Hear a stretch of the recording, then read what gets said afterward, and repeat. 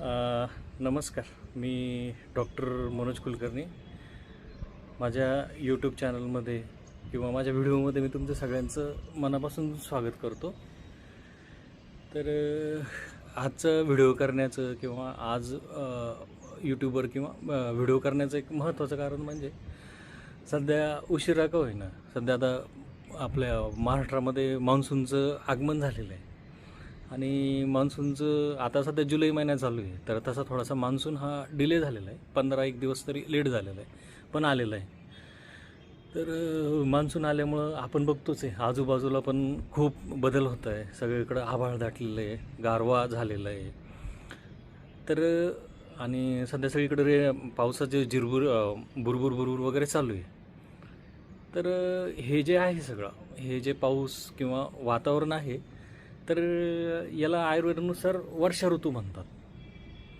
वर्षा ऋतूचं जे वर्णन आहे की सगळीकडं आभाळ दाटलेलं असतं, ढग येतात, सूर्य आता 10 वाजत आलेले तरी पण सूर्य अजून आलेला नाही आहे.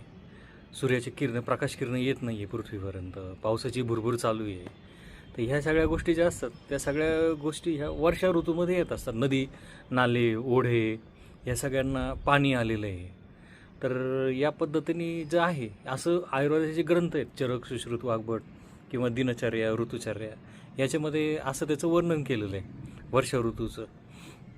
तर वर्षा ऋतू जो असतो तो उन्हाळ्यातली उष्णता कमी करून थंडता निर्माण करण्याचा प्रयत्न करत असतो वर्षा ऋतू. तर वर्षा ऋतू जो असतो याच्यात होणारं जे मेन आहे आजार उत्पत्ती जी होते वर्षा ऋतूत, तर त्या आजारानुसार जे पंचकर्म करायचे असतात ऋतुचर्येनुसार, ते पंचकर्माचे मला एक थोडंसं शॉर्टमध्ये 5-6 मिनटाची फक्त माहिती द्यायची होती. तर आयुर्वेदानुसार वर्षा ऋतूचं जे वर्णन आहे की वाताचं जे वर्णन आहे किंवा तत्रवृक्ष लघुशितः खरा सूक्ष्मच्छलो अनिला. तर जो शरीरातला वात असतो त्या वाताच्या लक्षणांमध्ये एक जे लक्षण आहे शीतपणा म्हणजे थंडपणा. जर जे आयुर्वेदानुसार जे सूत्र आहे जे पिंडी ते ब्रह्मांडी, तर जे पिंडी ते ब्रह्मांडी यानुसार की आता आपण सगळीकडे बघतोय ब्रह्मांड म्हणजे बाहेरचं विश्व. त्या बाहेरच्या विश्वामध्ये आपण बघतोय की सगळीकडे एकदम थंडपणा येतोय, गारवा येतोय. मग जे ब्रह्मांडी ते पिंडी म्हणजे पिंड म्हणजे शरीर. तर ह्या पिंडावर त्याचा काय परिणाम होणार आहे ह्या सगळ्या गोष्टींचा.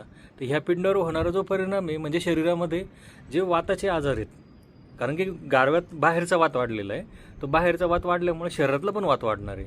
आणि वात वाढणारे म्हणजे काय होणार आहे, तर शरीरामध्ये जे थंडपणा जो आहे तो जास्त उत्पन्न होतो वर्षा ऋतूमध्ये, जुलै आणि ऑगस्टच्या महिन्यामध्ये.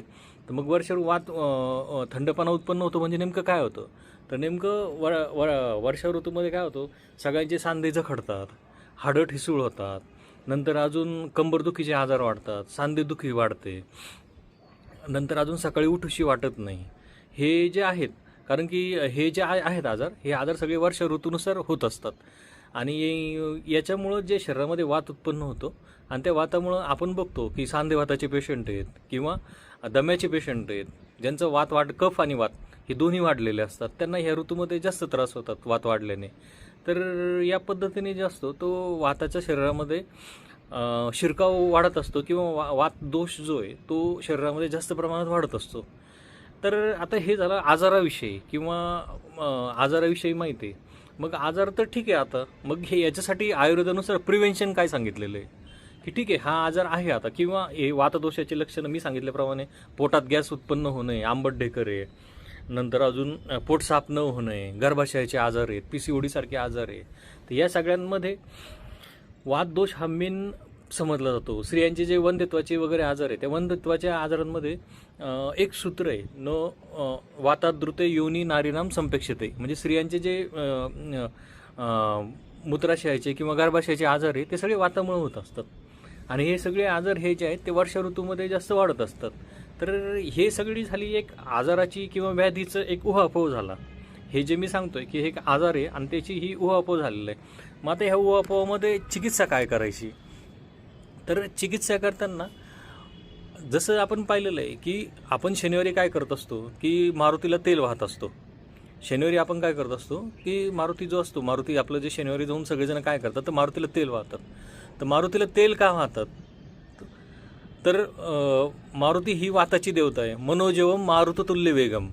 म्हणजे मारुती जो आहे तो वाताची देवता आहे आणि त्या वाताच्या देवतेला शांत करण्यासाठी की वाताच्या देवतेचं कोप होऊ नये ह्या सगळ्यांसाठी आपण काय करत असतो तर मारुतीला तेल वगैरे शनिवारी सोडत असतो. मग त्याच पद्धतीने आयुर्वेदात जो शरीरामध्ये जो वाढलेला वात आहे तो वात कमी करण्यासाठी काय करता येईल तर आकृतीत दाखवल्याप्रमाणे वेगवेगळ्या प्रकारचे तेल असतात. वात कमी करणारे, पोटातला गॅस कमी करणारे, नंतर पोट साफ करणारे असे जे तेल असतात ते तेल आपण काय करत असतो तर ते तेल हे गुदद्वाराद्वारे म्हणजे संडासच्या जागेतून आपण हे तेल आतमध्ये सोडत असतो आणि हे तेल जसे आतमध्ये जातात तसं पोटातला जो गॅस असतो तो गॅस हा सगळा कमी होऊन जातो आणि पोट साफ न होणं, पोटात गॅस होणं, हाडं ठिसूळ होणं यासारखे जे आजार आहे, संधिवात आहे, दम्याचा त्रास आहे यासारखे जे आजार आहेत त्या आजारांमध्ये इनिमा बस्ती ही चिकित्सा ही केली जाते. तर ह्या जी ट्रीटमेंट असते की वेगवेगळ्या प्रकारचे औषधं, तेल, काढे, तूप हे टॉयलेटच्या जागेतून आपण आतमध्ये सोडतो.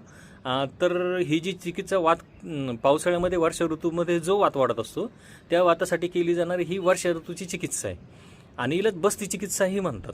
ही जी चिकित्सा आहे हिला बस्ती चिकित्सा म्हणतात आणि आयुर्वेदानुसार पंचकर्म एका साईडला आणि बस्ती चिकित्सा ही एका साईडला. म्हणजे इतकं त्या बस्ती चिकित्सेचं महत्त्व आहे. काही वैद्यांचं तर असं म्हणणं आहे की बस्ती जर केले तर कुठलाच आजार कधीच कोणाला होणार नाही. एवढी ही सिम्पल, इफेक्टिव्ह आणि निरपराध अशी बस्ती चिकित्सा आहे. तर याच्यात आपण काय करतो, एक तीळ तेल असतं किंवा औषधी वनस्पतींनी सिद्ध केलेलं तेल असतं ते 50 ते 100 ml प्रत्येकाच्या कोठ्यानुसार आपण ते टॉयलेटच्या जागेतून मध्ये सोडतो आणि मध्ये जे गॅस तयार झाला आहे, वात तयार झालेला आहे, ढेकर येणं, पोट साफ न होणं, पोट दुखणं, पचनाचे आजार याच्यासाठी आपण ही इनिमा पद्धत जी असते किंवा बस्ती म्हणतात त्याला ते आपण टॉयलेटच्या जागेतून करत असतो. इनिमा हे त्याचं खूप शॉर्ट फॉर्म आहे. इनिमा या शब्दाचा अर्थ फक्त पोट साफ होण्यासाठी केला जातो, पण बस्ती चिकित्सेचा स्कोप हा वाईड असतो आणि त्याच्यामध्ये खूप प्रकार पण पडतात. कधी काढे वापरले जातात, कधी तेल वापरलं जातं, कधी तूप वापरलं जातं, कधी दूध वापरलं जातं. दुधाची बस्ती हाडांच्या आजारांमध्ये देतात, तेलाची बस्ती हे पोट साफ होण्यासाठी देतात, काढ्याची बस्ती हे गोमूत्राची बस्ती, काढ्याची बस्ती हे वजन कमी करण्यासाठी देतात. तर या पद्धतीने बस्ती चिकित्सा एक निरपराध चिकित्सा आहे आणि हा तिचा आयडियल काळ आहे.